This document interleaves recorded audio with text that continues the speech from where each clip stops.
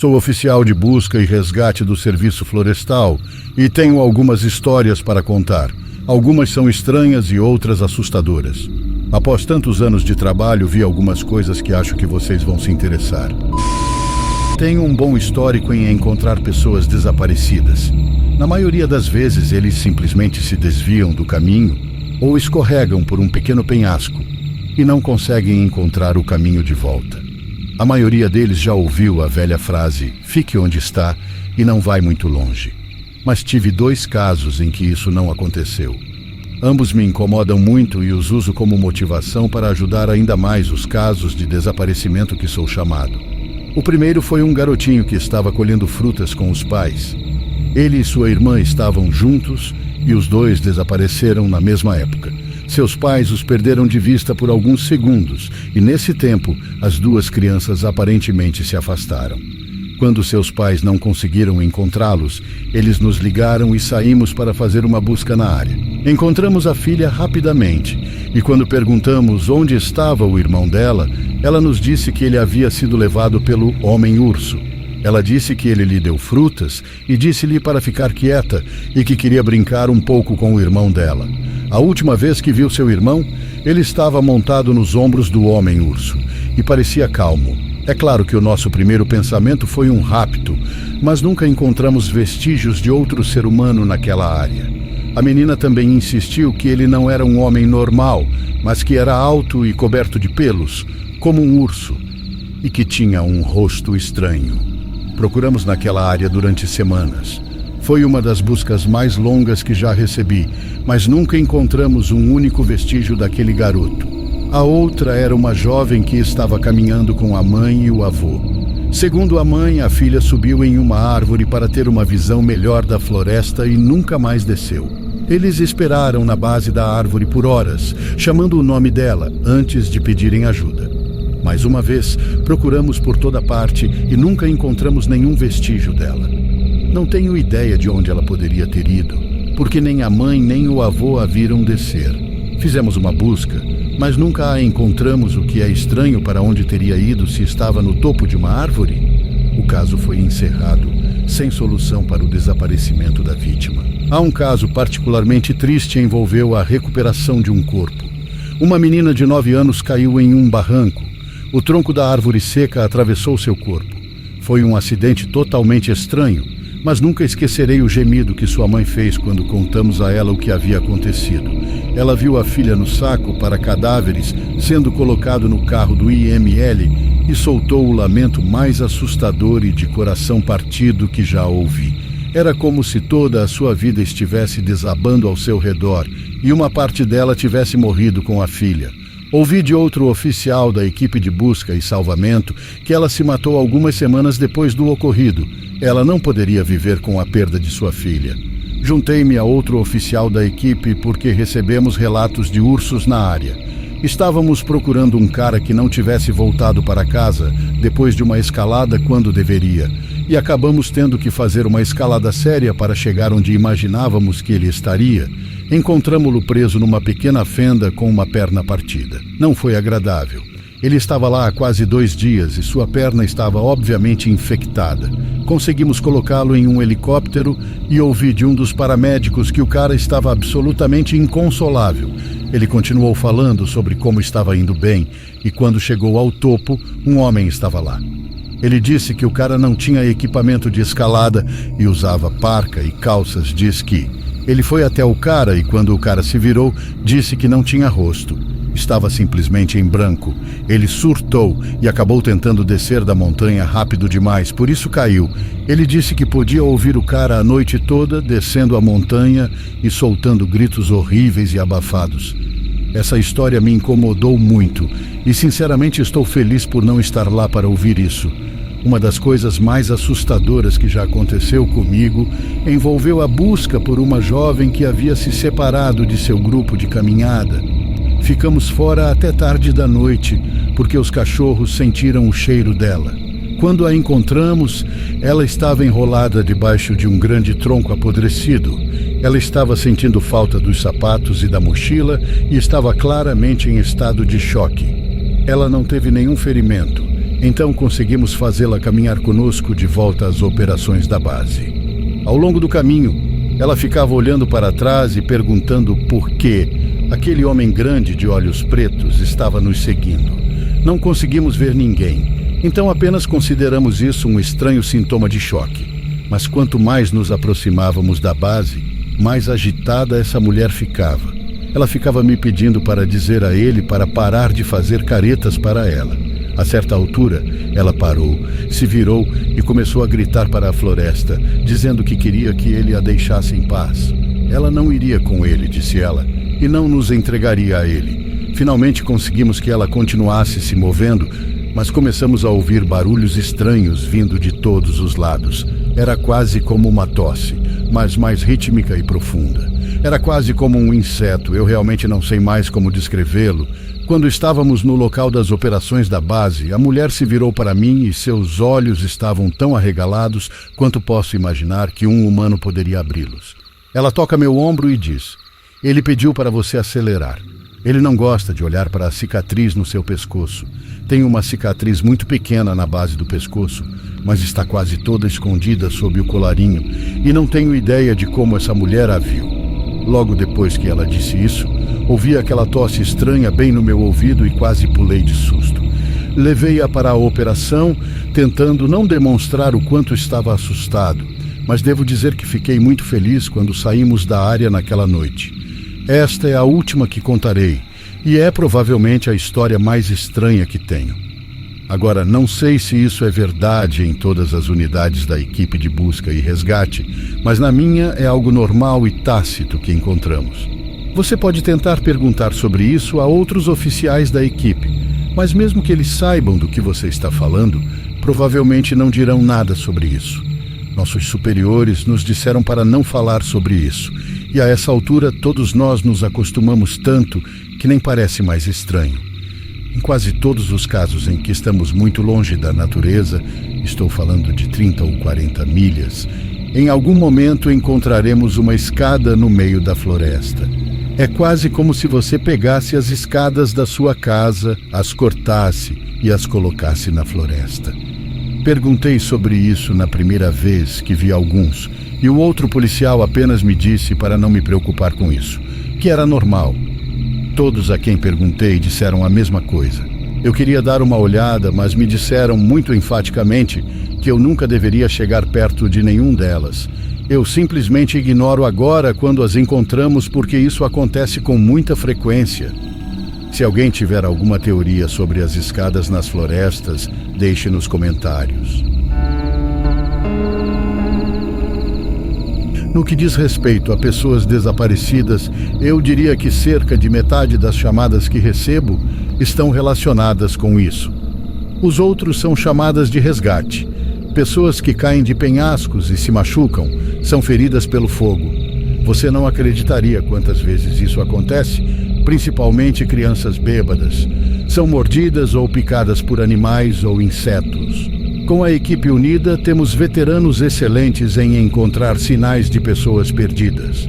É isso que torna tão frustrantes esses casos, em que nunca encontramos nenhum vestígio deles. Um em particular foi perturbador para todos nós, porque encontramos vestígios dele, mas isso apenas levou a mais perguntas do que respostas. Um homem mais velho estava caminhando sozinho por uma trilha bem estabelecida, mas sua esposa ligou para dizer que ele não havia voltado para casa na hora certa. Aparentemente, ele tinha um histórico de convulsões e ela estava preocupada porque ele não tinha tomado a medicação e tinha sofrido numa trilha anterior. Antes que você pergunte, não tenho ideia de por que ele achou que não havia problema em sair sozinho ou por que ela não foi com ele. Eu não pergunto sobre esse tipo de coisa porque depois de um certo ponto, isso realmente não importa. Alguém está desaparecido e é meu trabalho encontrá-lo. Saímos em formação de busca padrão e não demorou muito para que um de nossos guardas florestais encontrasse sinais de que o cara havia saído da trilha. Então nos agrupamos e o seguimos, espalhando-nos em leque para ter certeza de que estávamos cobrindo o máximo de terreno possível. De repente, chega uma ligação pelo rádio dizendo para todos voltarmos ao local anterior e viemos imediatamente, porque isso geralmente significa que a pessoa desaparecida está ferida e precisamos de uma equipe completa para ajudar a retirá-la com segurança. Nós nos encontramos de volta e o guarda está parado na base de uma árvore com as mãos nas laterais da cabeça. Pergunto ao meu amigo o que está acontecendo e ele aponta para os galhos desta árvore. Quase não pude acreditar no que estava vendo, mas há uma bengala pendurada em um galho a pelo menos 9 metros do chão. A pequena alça no cabo foi enrolada no galho e está pendurada ali. Não há como o cara ter jogado isso tão longe, e não vemos nenhum outro sinal de que ele ainda esteja na área. Chamamos a árvore, mas é óbvio que não há ninguém nela. Ficamos todos coçando a cabeça. Continuamos procurando pelo cara, mas nunca o encontramos. Até trazemos nossos cachorros para fora, mas eles perdem o cheiro muito antes desta árvore. Eventualmente, a busca é cancelada, porque há outras chamadas que temos que atender e, depois de certo ponto, não há muito que possamos fazer. A esposa do cara nos ligou todos os dias durante meses, perguntando se havíamos encontrado o marido dela, e foi doloroso ouvi-la ficar cada vez mais desesperada. Não sei por que essa ligação em particular foi tão perturbadora, mas acho que foi apenas a pura improbabilidade dela.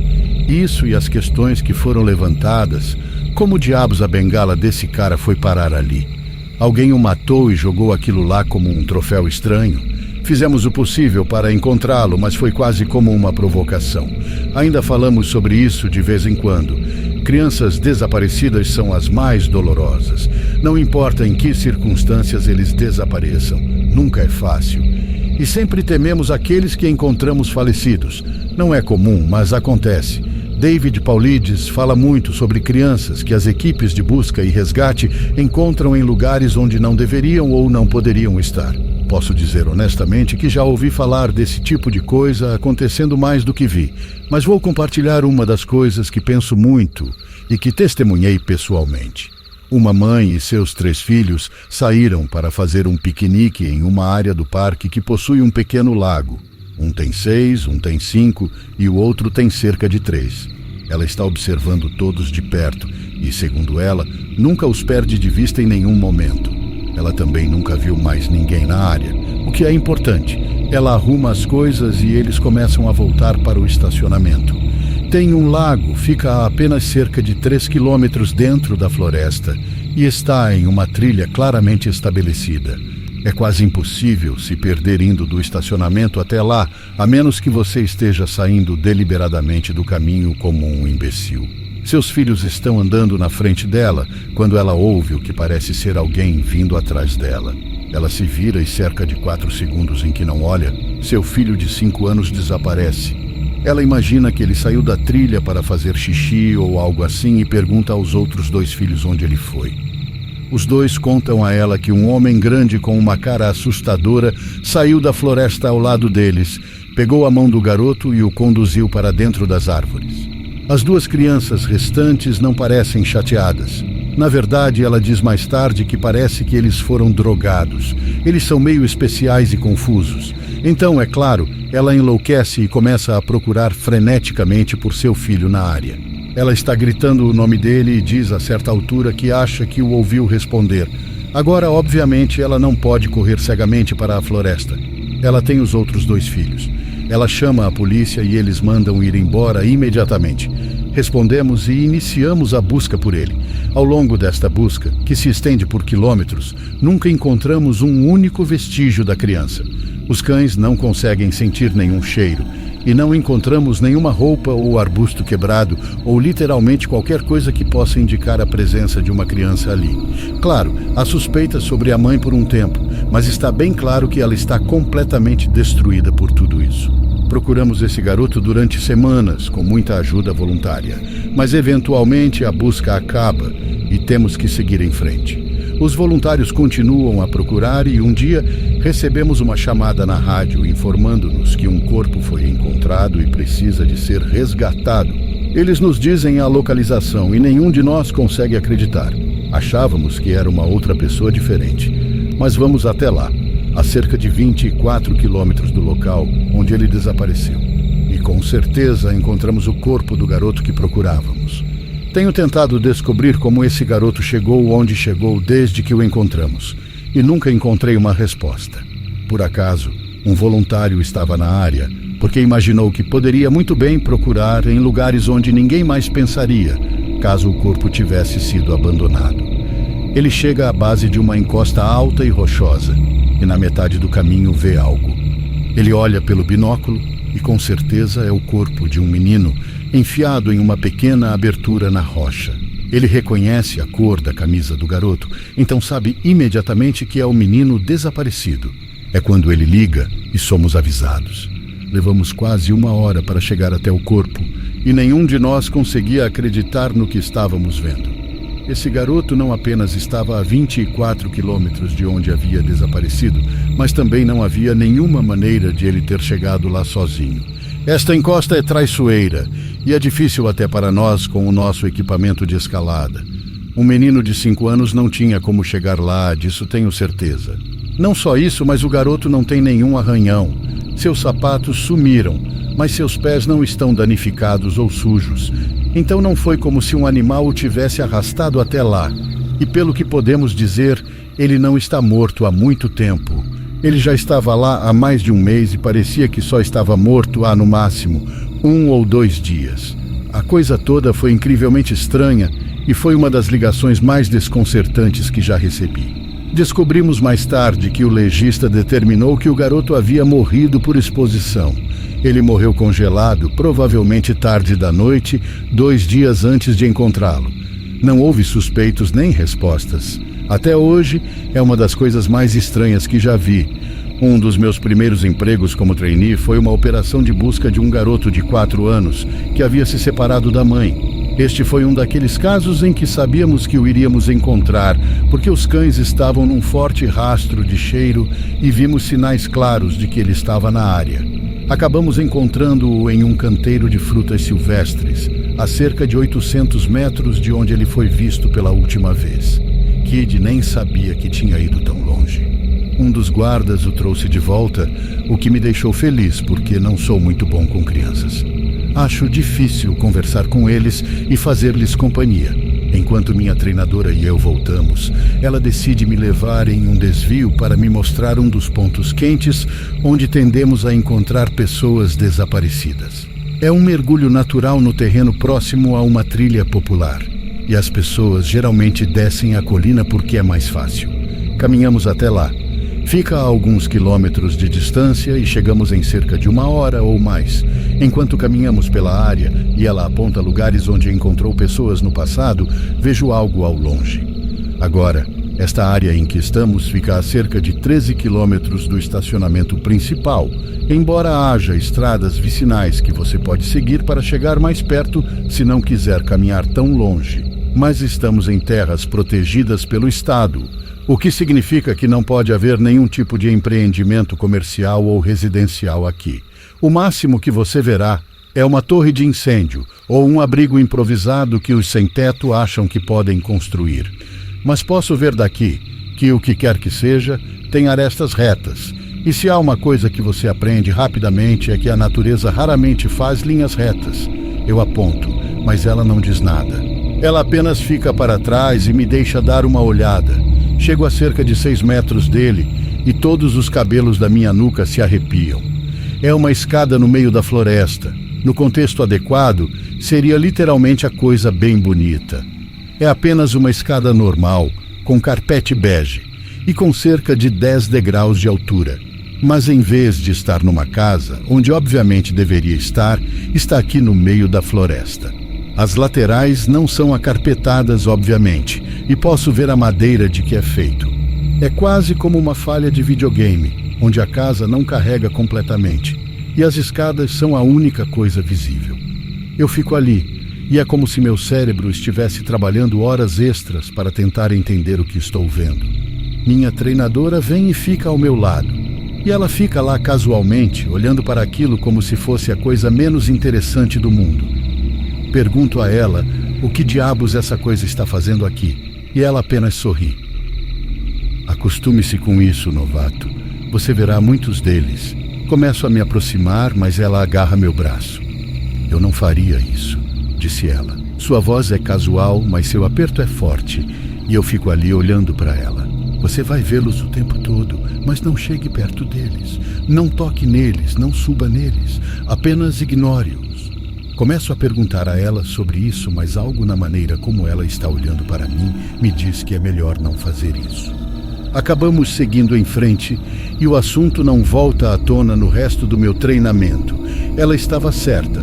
No entanto, eu diria que a cada quinta ligação que faço, acabo correndo por um lance de escadas.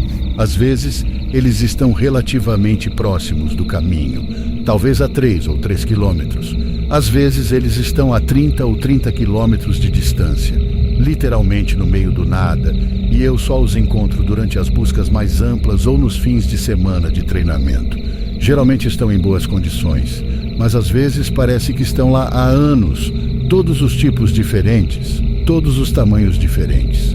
Os maiores que já vi pareciam ter saído de uma mansão da virada do século e tinham pelo menos 3 metros de largura, com degraus que levavam a pelo menos 5 ou 6 metros. Tentei falar sobre isso com as pessoas, mas elas me deram a mesma resposta que meu treinador. É normal. Não se preocupe com isso, eles não são grande coisa. Mas não chegue perto deles ou suba neles. Quando os formandos me perguntam sobre isso agora, dou-lhes a mesma resposta. Eu realmente não sei mais o que dizer a eles. Espero realmente que um dia obtenha uma resposta melhor, mas isso ainda não aconteceu. Este é outro que foi menos assustador e mais triste. Um jovem desapareceu no final do inverno, quando, na verdade, ninguém deveria ir tão longe nas trilhas. Fechamos muitas delas, mas alguns permanecem abertos o ano todo, a menos que haja muita neve. Fizemos uma operação para ele, mas tínhamos cerca de 2 metros de neve no chão. Foi um ano de neve excepcionalmente forte. E sabíamos que não era provável que o encontraríamos até a primavera, quando chegasse o degelo. Com certeza, quando veio o primeiro grande degelo, um caminhante relatou a presença de um corpo um pouco afastado da trilha principal. Encontramo-lo na base de uma árvore, num monte de neve derretida. Eu soube imediatamente o que tinha acontecido e isso me assustou pra caralho. A maioria de vocês que pratica esqui, snowboard ou passa algum tempo em uma montanha provavelmente também já deve ter adivinhado. Quando a neve cai, ela não fica tão espessa nas áreas abaixo dos galhos. Isso acontece mais com os abetos, porque eles têm uma espécie de formato de guarda-chuva fechado. Então, o que você obtém é um espaço ao redor da base de uma árvore preenchido com uma mistura de neve solta e pulverulenta, arigalhos. Eles são chamados de poços de árvores. Colocamos cartazes grandes no centro de boas-vindas, informando as pessoas o quão perigosos são. Mas todos os anos que recebemos uma quantidade incomum de neve, pelo menos uma pessoa não os lê ou não leva o aviso a sério, e descobriremos isso na primavera. Meu melhor palpite é que esse jovem estava caminhando e ficou cansado, ou talvez com cãibras por andar na neve profunda. Ele foi sentar na base da árvore sem saber que havia um poço de árvore e caiu. Ele ficou preso com os pés para cima e a neve ao redor desmoronou. Incapaz de se libertar, ele sufocou. É chamado de sufocamento por imersão na neve e geralmente não acontece, exceto em neve muito profunda. Mas se você ficar preso em uma posição estranha, como esse cara fez, até 2 metros de neve podem ser letais. O que mais me assustou foi imaginar como ele deve ter lutado. De cabeça para baixo, no frio congelante, ele não morreu rapidamente. A neve teria formado uma pilha densa e pesada em cima dele, e seria literalmente impossível sair. À medida que ficasse mais difícil respirar, ele saberia o que estava acontecendo. Não consigo nem imaginar o que ele estava pensando em seus últimos momentos. Muitos dos meus amigos que menos gostam de atividades ao ar livre querem saber se eu já vi o homem-cabra enquanto estava de plantão. Infelizmente, ou acho que felizmente nunca aconteceu nada parecido.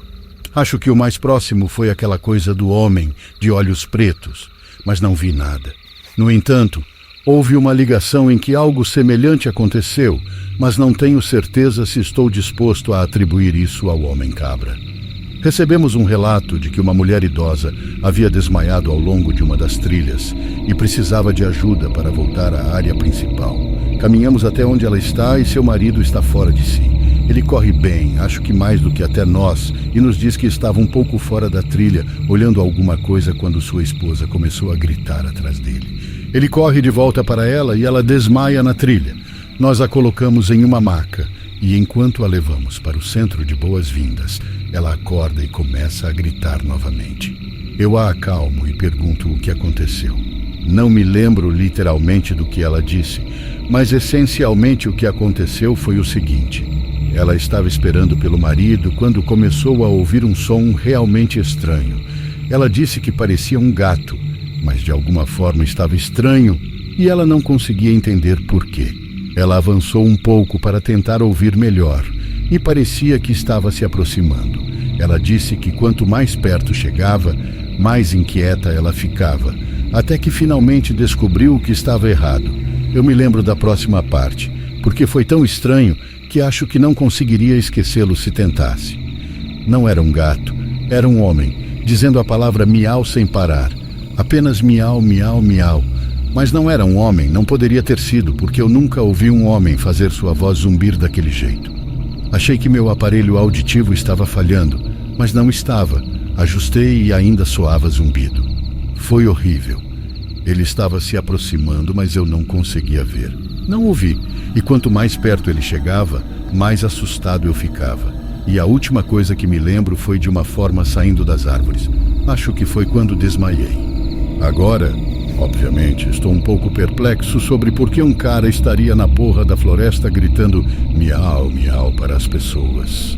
Assim que descermos a montanha, digo ao meu superior que irei vasculhar a área para ver se consigo encontrar alguma coisa. Ele me dá permissão, pego um rádio e caminho de volta até onde ela desmaiou. Não vejo ninguém. Então continuo andando mais 1,5 km e quando volto, saio da trilha para ver se consigo descobrir de onde ela ouviu vindo. Já é quase pôr do sol a essa altura e não tenho nenhuma vontade de sair sozinho à noite. Então simplesmente deixo isso de lado e faço uma nota mental para conferir novamente amanhã. Mas quando estou voltando, começo a ouvir algo à distância. Paro e chamo para que qualquer pessoa nas imediações se identifique. O som não se aproximou nem ficou mais alto, mas soou exatamente como um homem dizendo miau, miau, neste tom monótono realmente estranho. Saio da trilha na direção que acho que ela vem, mas parece que nunca chego mais perto. É quase como se estivesse vindo de todas as direções. Eventualmente isso simplesmente desapareceu e acabei voltando para o centro de boas-vindas. Não recebi mais nenhum relato como esse, e embora tenha voltado para aquela área, nunca mais ouvi aquele som exato. Suponho que poderia ter sido algum garoto estúpido brincando com as pessoas, mas até eu tenho que admitir que foi estranho. Eu cresci no centro de Oregon e há uma reserva chamada Warm Springs, a cerca de 2 horas de onde eu morava. Só mencionei isso porque muitas pessoas na minha região têm amigos lá. E muitas terras nessa área pertencem àquela tribo. Quando eu era criança, costumávamos acampar lá. Não na reserva, é claro, mas naquela área. E conheci muitas crianças que cresceram lá. Conheci uma criança muito bem. O nome dele era Nolan. E acabávamos saindo muito quando nossas famílias estavam na área. Nossos pais se conheceram, então entramos em contato e acampamos na mesma época. Acampamento por cerca de 2 semanas, então ficamos lá por um longo tempo. Nesse momento perguntei se ele acampou em um trailer. Sim, meu pai tinha um, então acho que não era um acampamento de verdade, mas pegávamos nossas barracas e outras coisas e as montávamos longe do acampamento na maioria das noites. Teve um ano em que Nolan e eu estávamos lá. Acho que devíamos ter uns 12 anos ou mais. Queríamos sair e acampar perto do rio porque queríamos tentar pescar à noite. Acho que devíamos ter sido cerca de 1 quilômetro do acampamento principal. Longe o suficiente para que não pudéssemos ouvir ou ver mais ninguém, lembro-me disso. Estávamos brincando a maior parte do dia. Não me lembro muito sobre isso, mas nós acabamos acendendo uma fogueira em algum momento. Fiquei muito impressionado porque ele tinha uma pederneira, ou algo assim que ele usou para acender.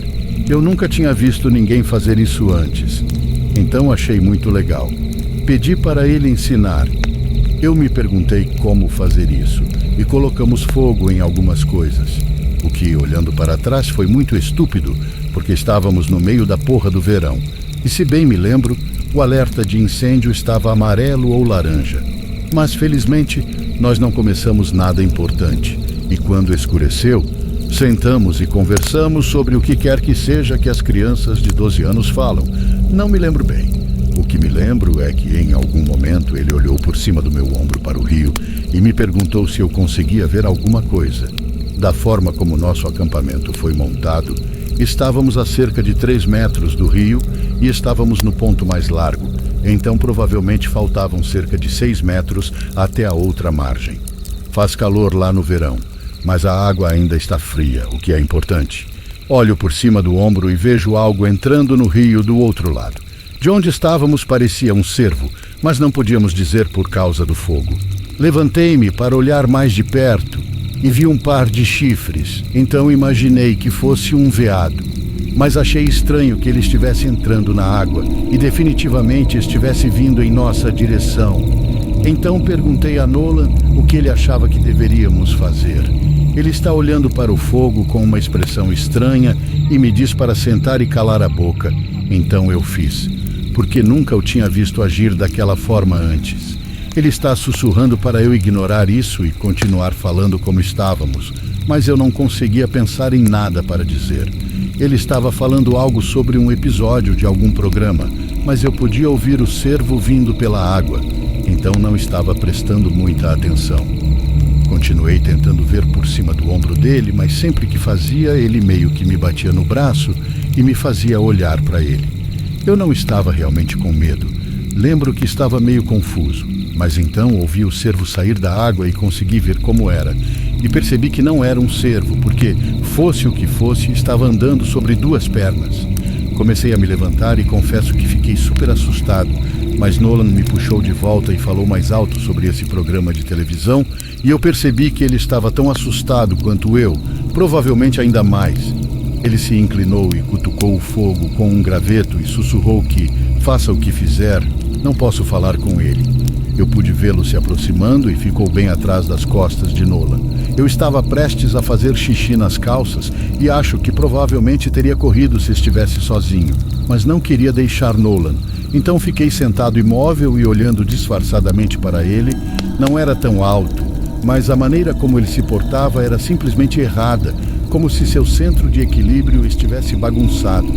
Eu realmente não consigo descrever, mas era como se ele continuasse avançando muito.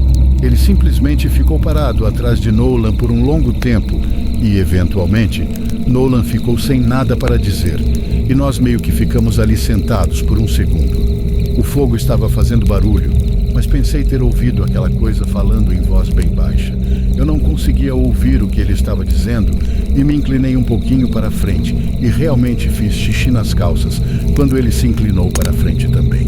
Eu não conseguia ver seu rosto, mas vi seus olhos. KD é uma guarda florestal que atua como oficial SAR há cerca de 15 anos. Ela é especializada em resgates em montanhas de alta altitude e é amplamente considerada uma das melhores em sua área. Ela era uma das contadoras de histórias mais entusiasmadas e, como ficávamos bastante juntos durante os exercícios, ela acabou me contando 4 que realmente me marcaram.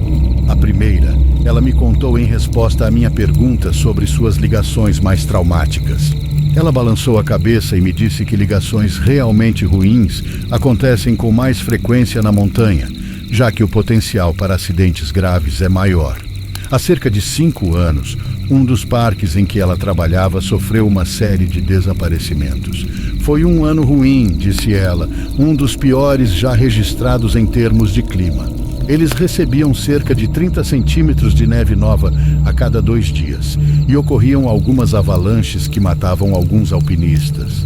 Eles alertaram as pessoas sobre permanecerem nas áreas mapeadas, mas é claro, sempre há quem não ouça. Num caso particularmente desagradável, uma família inteira foi exterminada porque o pai decidiu que sabia mais do que os oficiais e levou-os para uma área que não era segura.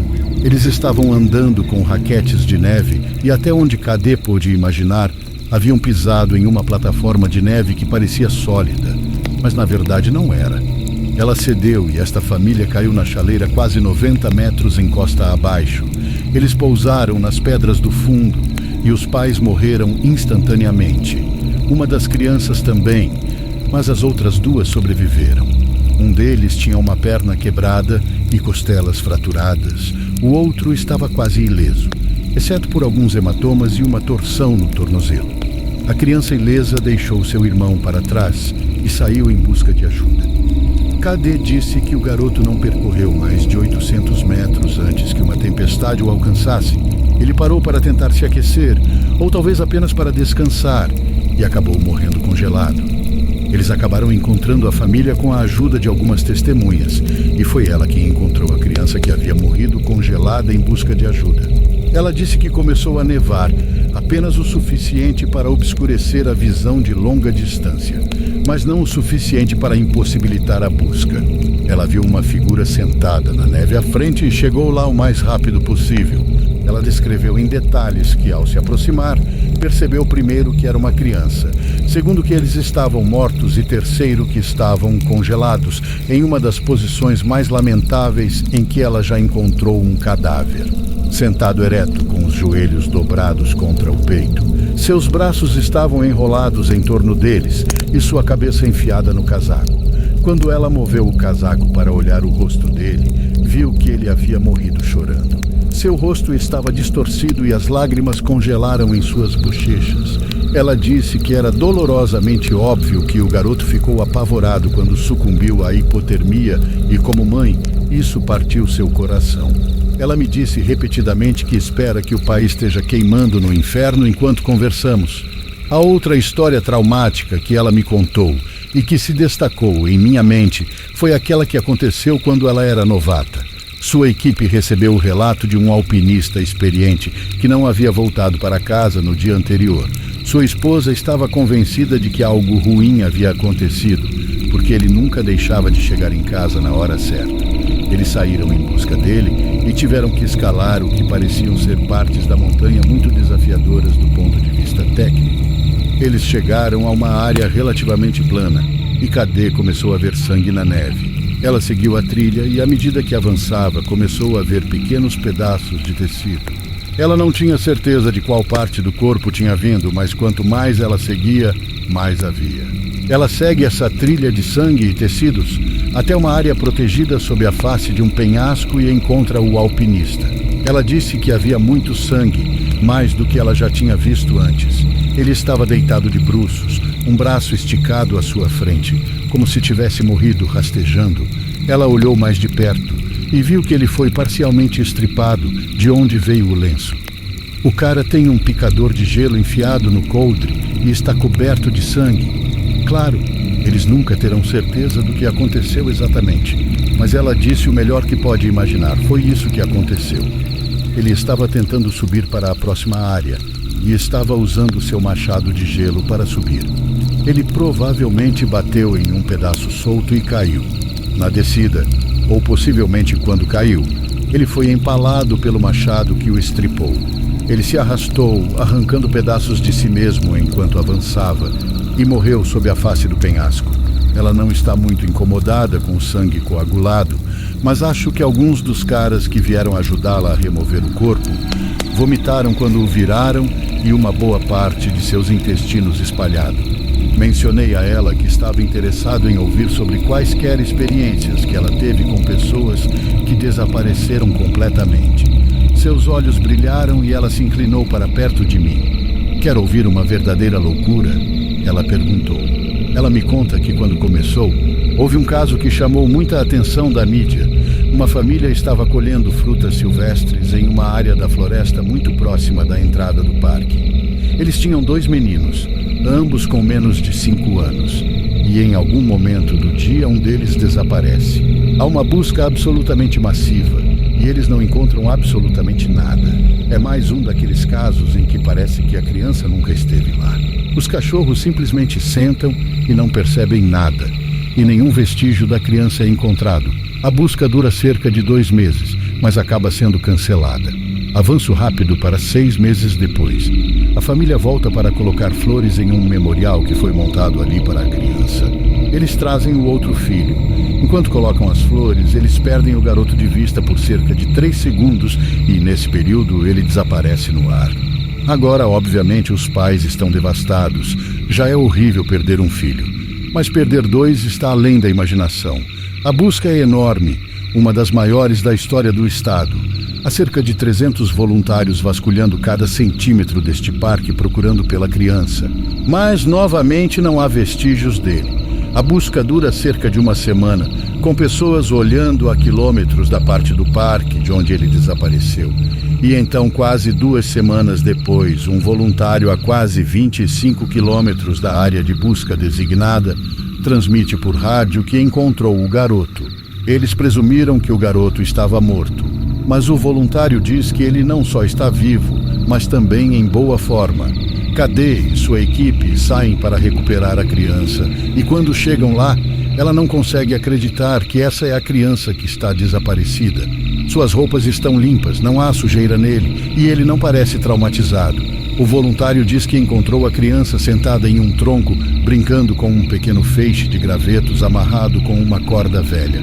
Cadê pergunta onde ele esteve, com quem esteve durante aquelas 2 semanas, e o garoto diz a ela que esteve com o homem peludo.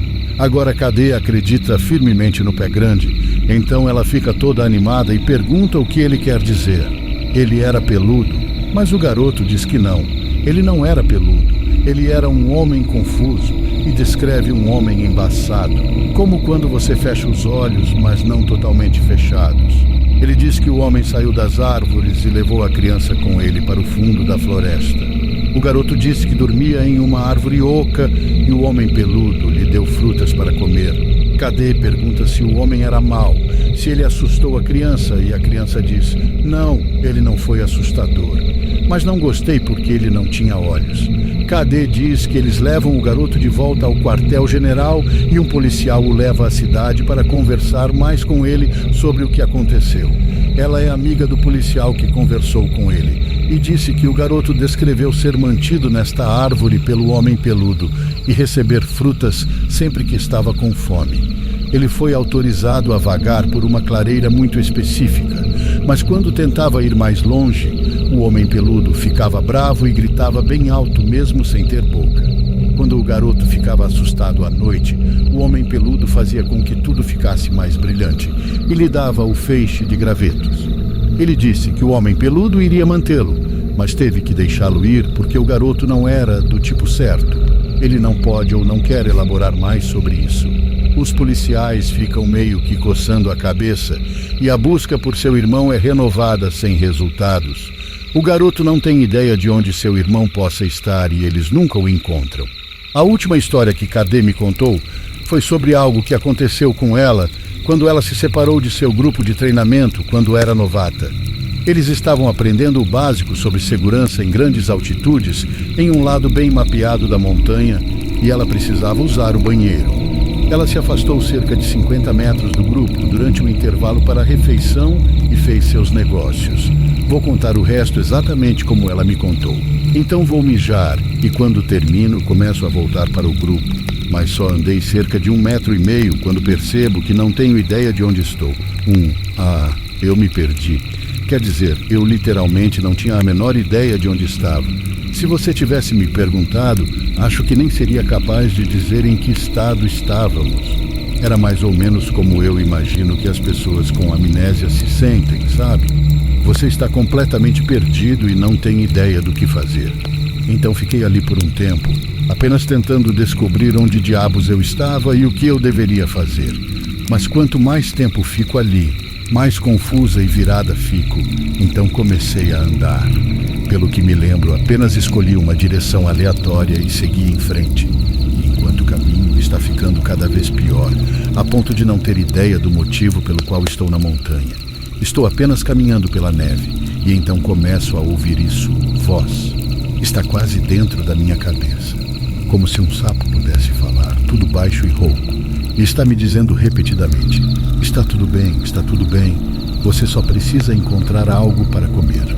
Encontre algo para comer e você ficará bem. Continue andando e encontre algo para comer. Coma. Então comecei a procurar por qualquer coisa que pudesse comer e juro por Deus que nunca senti tanta fome em toda a minha vida. Não tinha fundo, e acho que teria comido qualquer coisa que você colocasse na minha frente naquele momento. Eu não tinha noção de tempo, então não tinha ideia de quanto tempo estava fora quando ouço uma voz de verdade vindo em minha direção. Vou em direção a ela e vejo um dos outros da equipe, e ele parece aterrorizado. Ele está correndo em minha direção, perguntando se estou bem e o que diabos estou fazendo aqui. E o mais assustador é que enquanto ele está correndo em minha direção, eu meio que me vejo pegando minha faca de caça no cinto. Não estou nem pensando no que estou fazendo, mas o que estou pensando é que preciso comer. Se eu não comer, nunca mais ficarei bem, então só preciso comer. Ele me vê fazendo isso e ele recua imediatamente. Ele grita comigo para guardar minha faca, que ele não vai me machucar, e isso meio que me faz recuar. De repente, eu sei exatamente onde estou, e coloco e eu corro até ele e pergunto: há quanto tempo estou fora, pensando que ele vai me dizer que estou fora há meia hora ou mais. Mas ele me diz que estou fora há 2 malditos dias. Passei por 2 picos e acabei quase no outro lado da montanha. E se tivesse continuado, teria acabado vagando por cerca de 500 quilômetros. Eles nunca teriam me encontrado. Ele não pode acreditar que não estou morta e, claro, não sei o que diabos pensar. Para mim, nenhum tempo passou. Não digo qualquer coisa. Eu simplesmente volto com ele para um ponto de encontro e sou levada de volta ao quartel-general para ser transportada de avião para o hospital. Quando chego lá, eles fazem todos os tipos de testes e tentam descobrir o que aconteceu. O melhor que podem, acho que tive algum tipo de estado de fuga estranho, que é como uma espécie de amnésia ou uma convulsão estranha que deixou meu cérebro fora de controle. Mas a verdade é que realmente não sabemos. Nunca aconteceu de novo, mas eu vou te dizer, desde então, nunca mais saio sozinha. As pessoas me criticam por fazê-los vir comigo quando tenho que sair do grupo, mas eu apenas digo a eles que me ouvir mijar na neve é melhor do que perder-me por 2 malditos dias em uma montanha gelada. A próxima pessoa com quem conversei foi EW, um ex-treinador que agora trabalha como paramédico. Ele ainda vem para operações como essa para ajudar, mas não trabalha mais em tempo integral para nós. Ele se especializou em encontrar crianças perdidas. Ele apenas parecia ter um 6º sentido quando se tratava de saber para onde eles tinham ido. Ele é uma lenda entre os paramédicos mais experientes, mas fica envergonhado se você o elogiar por seu trabalho. Ele sentou-se comigo para jantar uma noite e acabamos trocando histórias.